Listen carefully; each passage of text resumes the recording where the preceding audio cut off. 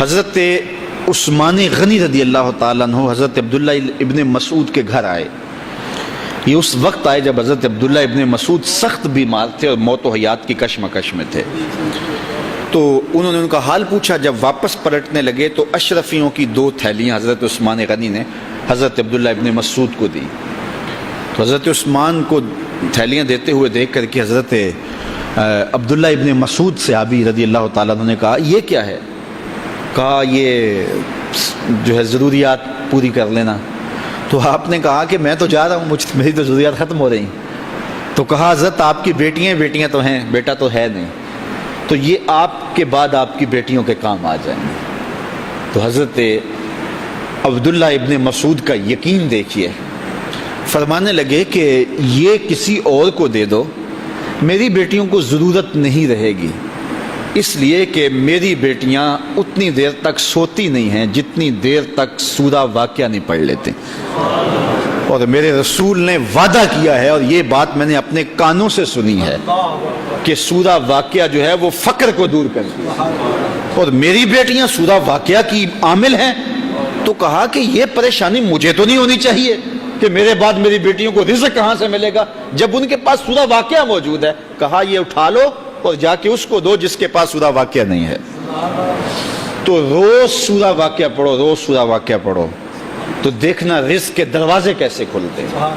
میں جب بھی گیا ہوں, اور اب بھی, کیونکہ میرے تو اتنے اخراجات نہیں, سادہ سی زندگی ہے, لیکن جامعہ کے حوالے سے ایک مسئلہ ہے, تو جب کبھی ایسا ہوتا ہے تو میں بچوں کو بٹھا کہتا ہوں سورہ واقعہ پڑھو, اور خود سورہ واقعہ پھر معمول بنا لیتا ہوں, تو پھر اللہ ایسی جانب سے رزق دے دیتا ہے کہ پتہ بھی نہیں ہوتا. تو سورہ واقعہ معمول رکھو. آخری بات, اور وہ حضرت سہل بن سعد الساعدی رضی اللہ تعالی عنہ کی مرویات سے ہے. شکا رجل الی رسول اللہ دیک المعیشۃ والفقر. ایک شخص حضور کی خدمت میں حاضر ہوا, کہا حضور تنگ دست بڑا ہوں, کثیر العیال ہوں, بچے زیادہ ہیں, ذرائع آمدنی تھوڑے ہیں, میرے لیے کوئی نسخہ ارشاد فرمائیے. تو آقا کریم نے اس کو کیا نسخہ دیا؟ یہ سب سے آسان نسخہ, اذا دخلت الدار فسلم علیہ. جب گھر جائے تو گھر والوں کو السلام علیکم کہا کرو. جو ہی گھر میں داخل ہو السلام علیکم, اور اس کے بعد ایک مرتبہ سورہ اخلاص پڑھ دیا کرو, قل هو اللہ احد. یہ عمل شروع کر دو. تو کہا یہ بالکل آسان وظیفہ ہے, گھر جاؤ السلام علیکم, اور اس کے بعد ایک مرتبہ سورہ اخلاص. اس عمل کو نہ چھوڑنا, بلکہ فرمایا کبھی ایسا ہو تو گھر جائے تو گھر میں کوئی بھی موجود نہ ہو, تو کہا عمل کو پھر بھی نہیں چھوڑنا. فسلم علیہ, کہا تو مجھے سلام کہہ دینا. وہ اپنے نام لیواؤں کو تنہا چھوڑتے کب ہیں, جہاں ہم دم نہ ہو کوئی وہاں سرکار ہوتے.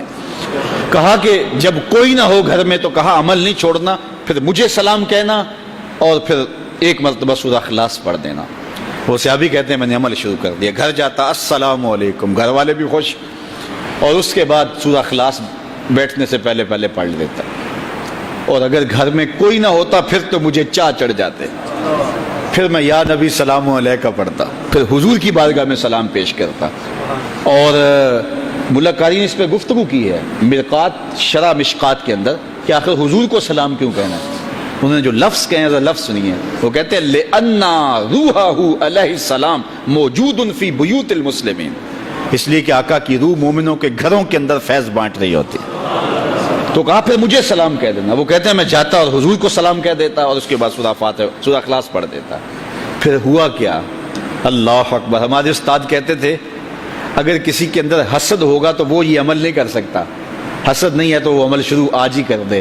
وہ کہتے ہیں حتی افاد اللہ جیرانہ, اس عمل کی برکت سے میں نے تو امیر ہونا ہی ہونا تھا, میرے ہمسائے بھی امیر ہو گئے.